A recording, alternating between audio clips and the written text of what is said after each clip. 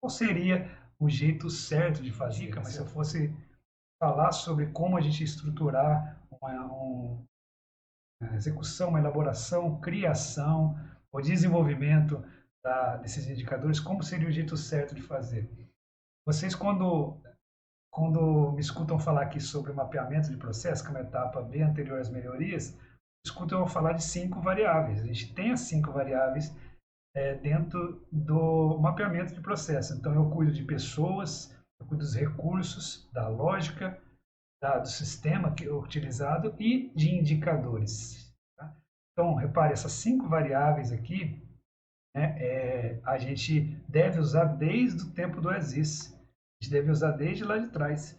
Então, e deve percorrer a metodologia para levantamento de melhorias. Ela deve estar presente na constatação das melhorias, ela deve estar presente também na avaliação dos indicadores, né? Então, assim, ó, é um dos prismas, né? Eu tenho que olhar os indicadores. E por eu ter que olhar o tempo todo, né? Por eu ter que estar presente na metodologia, eu acabo chegando à conclusão que o indicador deve ser verificado, começado a ser desenvolvido, né? Construído lá no início. Eu diria até que ele vem antes do processo atual, ele vem antes do ESIS. Eu sempre faço esse desenho aqui, né, que é o ESIS num nível, o TUBI no outro nível, e a gente tem essa escada aqui de melhoria contínua, que são as melhorias, para trazer o processo de um nível para o outro. Eu tenho esse processo conectado aqui, através de um plano de ação, né, as partes são conectadas, e eu tenho a parte anterior, que a gente fala antes de mapear o ESIS, antes de fazer o processo atual, a gente tem algumas coisas de solicitar informações, solicitar o objetivo, solicitar a cadeia de valor, solicitar a arquitetura de processo, solicitar fluxogramas anteriores, organogramas, solicitar as informações que a empresa possui para entendimento do negócio. E um desses itens é o indicador. A gente pergunta, vocês já possuem indicadores? E pede para ver, né? Eu tenho esse indicador, eu tenho aquele. Então, é um dos itens que eu faço antes até do mapeamento, tá? Então, respondendo à pergunta do tema, qual é a hora certa para falar do indicador, né? Eu diria que a gente tem que falar ao longo do processo todo, mas deve começar antes até do mapeamento. Não podemos deixar para falar do indicador no final. Isso é um grande erro, tá?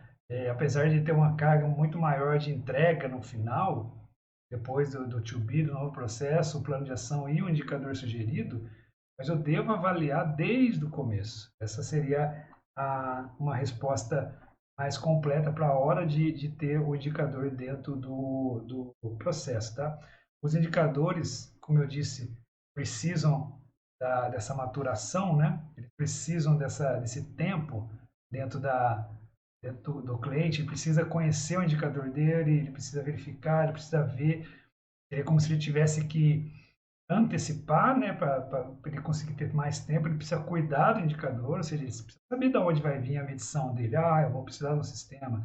Isso aqui vai vir do controle de tal pessoa, esse dado aqui vem de tal pessoa, isso aqui vem automático, isso eu vou ter que obter, então eu tenho que cuidar dele. Não dá para ser só no final, porque você vai ficar perdido e vai desistir do indicador. Eu tenho que mostrar, tá? Então eu tenho que antecipar, entender, eu tenho que cuidar dele, eu tenho que mostrar. Aqui, as pessoas que trabalham com qualidade entendem isso com mais naturalidade, que seria a utilização de gestão à vista, a utilização de reuniões periódicas, apresentação, até mesmo tomada de decisão. Antes eu tenho que entender o indicador, durante o processo eu tenho que entender o indicador e, por que não, depois, né? Depois que a gente acaba a iniciativa de melhoria de processos, você como consultor, você deve transferir o conhecimento, como a gente disse aqui, né? E normalmente a gente faz isso através do escritório de processos.